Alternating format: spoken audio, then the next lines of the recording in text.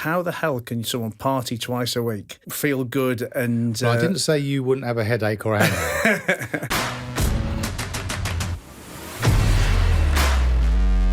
I mean, I know you don't want to give the course away, but I mean, can you share some of the things that people are doing wrong that are easy fixes? Yeah. Well, first of all, most programs are fitness-based programs with a bit of nutrition. That's the complete wrong way around. You should have a nutrition program with fitness, which is what the 6-Bar Revolution does. Also, you have to work on the mindset, because if someone doesn't stay the distance, then it's all been a waste of time. So you need to work on everyone's mind as well as their body too. And the biggest problem that most people do is they keep focusing on calorie deficit. Now, this will throw a lot of people listening all over, like, what's he talking about? I'm very well versed in the rules of thermodynamics. I'm not stupid. But to focus on a calorie deficit only doesn't work. And what I mean by that is it depends on what your definition of work means. If you think that dropping a couple of pounds on the scales works for you, then this isn't the program for you. What works for me is creating a body that works properly, works at its optimum, balances its hormones, build a machine that runs as it should, not just loses the fat, but also gets rid of the anxiety. Your skin, your hair, the whites of your eyes, your teeth and your nails all become more radiant. You feel fit, full of energy, vitality. Your mind is clearer. You're sharper.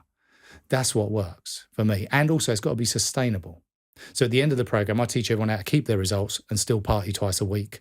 So then not only have they changed their relationship with food and with drink and with themselves, but going forwards, they can find that balance in their lives where they can do the best of both worlds. Because my plan was to hand people the key to happiness, that give you your power back, where you own yourself instead of the drink and the chocolate or the alcohol, whatever else owning you.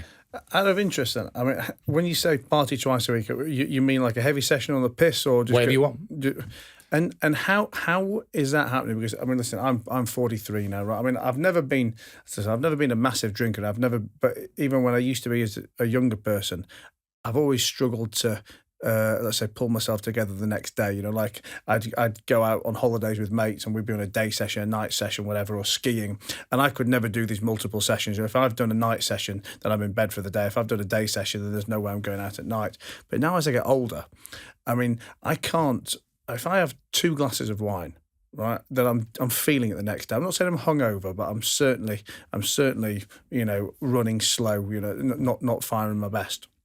And I think it's very fashionable nowadays to talk about quitting alcohol, and you get the preachers all over Insta. And I think, listen, quitting alcohol is not something that interests me, because I don't have a problem that I need to quit from, but I'm acutely aware of the fact that it makes a big difference, a detrimental difference to me when I have it. But you know, that's a balance that I'm going to want to make on certain occasions.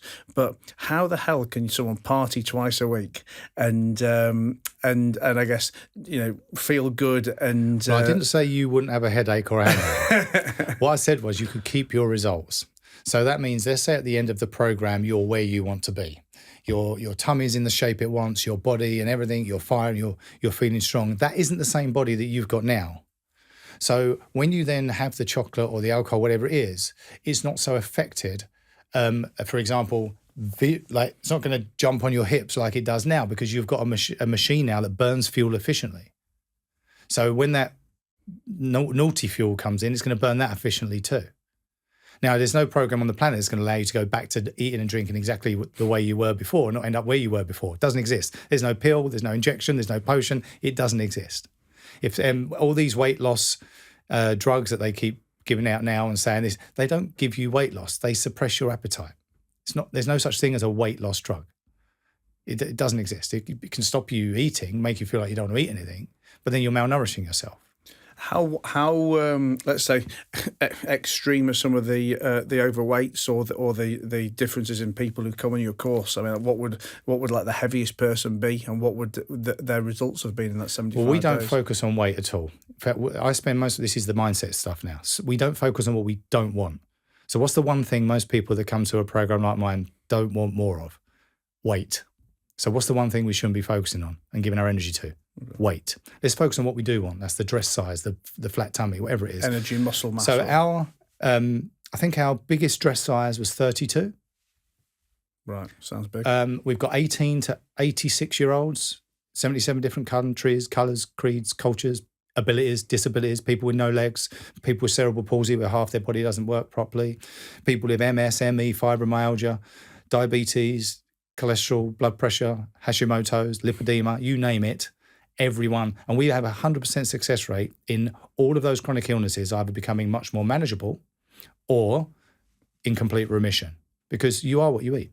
I think it is amazing, or let's say worrying, to see or to learn how much that, you know, that food and lifestyle does have a knock-on effect with everything else. And, you know, obviously you talk about improving some of these, you know, life debilitating illnesses, and I mean, obviously I can't talk from personal experience about something like that, but, you know, I've been on a couple of these detox camps and things over the years, which obviously are not sustainable in any way, like your exercise program, but just to have done a week of, you know, juices, soups, you know, lost some of the weight, and then noticed immediately or during that week of weight loss that I'm sleeping better, that I'm not snoring, that I'm not, you know, burping, bloated, whatever these things are, and they're changes that can be made in literally 5, 6, 7 days. Like I say, not sustainable, but you know, to do it over a prolonged period of time, it would be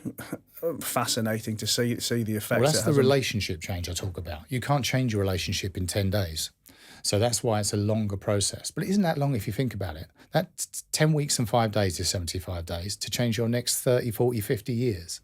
And once you feel how a human body should feel, because most of us don't. Since the day we were born, we've been poisoning ourselves with full-fat milk, bread, butter, crisps, sweet cakes, chocolate, sweets, biscuits. I mean, my kids have all this, by the way. I'm not a Grinch. I'm getting excited listening to all this. And then comes the sipping of your dad's alcohol at probably the age of 8 to 10. By 14, you're over the park with the kids, with your mate, found a bottle from somewhere. I'm just telling you my lifestyle here.